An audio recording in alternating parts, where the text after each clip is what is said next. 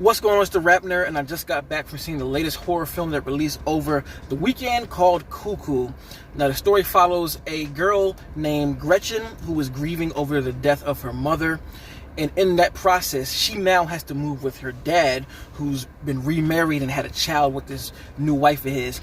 So in the wake of that, her father decides that they're going to move from their hometown to Germany because he is helping another person build and manage a resort as an opportunity for more income.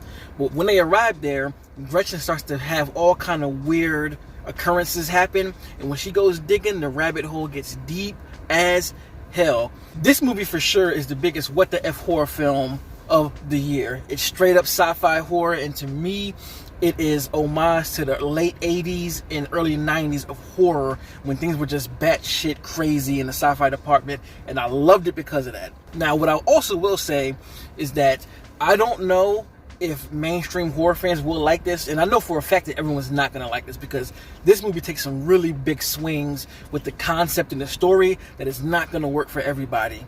But I still think that if you don't like it, you can appreciate the aesthetic, because this movie really is one of those films that's sort of a vibe, but it also provides you enough creepiness and spookiness from horror in the traditional ways that you like to have it. But I just know this story is out there when you start getting into it.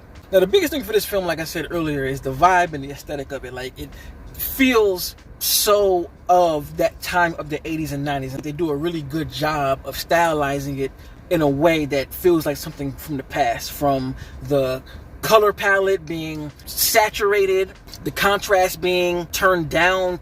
It just creates this visual texture that was of those times back then. I really loved it because of that, man. And the movie stars Hunter Schafer. I gotta say that because she carried the whole entire film, and she was able to act with her body expressions a lot because she really didn't talk a whole bunch. I mean, of course, you speak when you have to, but horror as a lead, I feel like the underrated thing about acting in these movies is you have to do a lot of speaking with your body language, and if you can convey that, not much really needs to be said, from facial expressions to quivering. Like, there's a moment early on in the film that I don't want to spoil, but it's her reacting to stuff, and you could just read everything from her face, from like just being lost at to what's happening, from quivering because of the fear that's right in her face, to even transitioning over to little humorous spots when she just did things like making shoulder shrugs when certain things are said by other people. So did a stand-up job.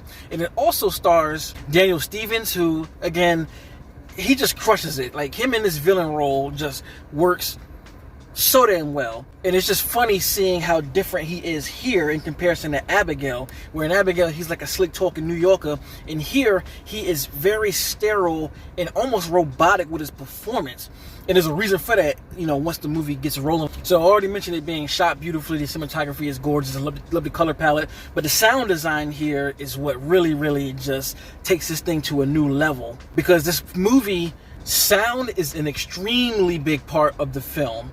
And you can tell in the audio mix they made sure to play that out best as possible. You see in the trailer, there's a flute being played, and when it does play, the sound just sweeps back and forth to really put you in the shoes of danger lurking around the corner at any turn. Like, the jump scares are amplified because of the sound design. It's amplified for a reason. Again, once you get into the story, it just makes so much sense and goes with the title. It just goes places that you don't see. The third act, to me, is something straight out of an 80s sci-fi film for a number of reasons, from just what this tale unravels into and the final scene and how that plays out between two characters. I'm literally thinking, like, these two people are literally yelling behind pillars posted with weapons, and I'm like, this is some 80s shit, man.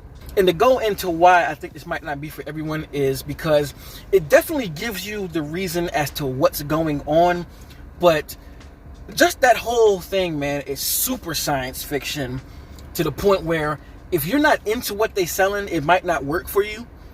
But if you're going to see the movie, I feel like you're prepared to enter this realm of weird. And there are some things that are unexplained in the story, the plot, but for me personally, it doesn't take away from the story. But for the folks who do like an explanation for everything in the film, you don't get that for certain parts. But I'm saying all of this off of just the first watch. Like, I really want to rewatch it again, knowing how the movie plays out, there are a whole bunch of hidden things all throughout the movie, even through dialogue, through visual cues that point at exactly what's going on. And I love movies that do that, you know, they give you more than enough to have reason to make the story work, but you already know that there are things under it that are in plain sight, that now that you know what's going on, you're gonna see it like, oh, that's what that was. So I really am excited to watch this film again, and I loved it, enjoyed the hell out of it. I love seeing these weird horror sci-fi films of this nature because it's a blast from the past, and one of my favorites of the year in regards to horror. Horror is really kicking ass,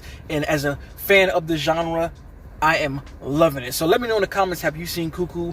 What did you think about it? Was it too weird, or was it just that right enough weird like it was for me? And of course, if you like this kind of content, make sure to like and subscribe. And if you already are subscribed, thank you. Until next time, peace. RapNerd Productions, no capping, that's word to mommy.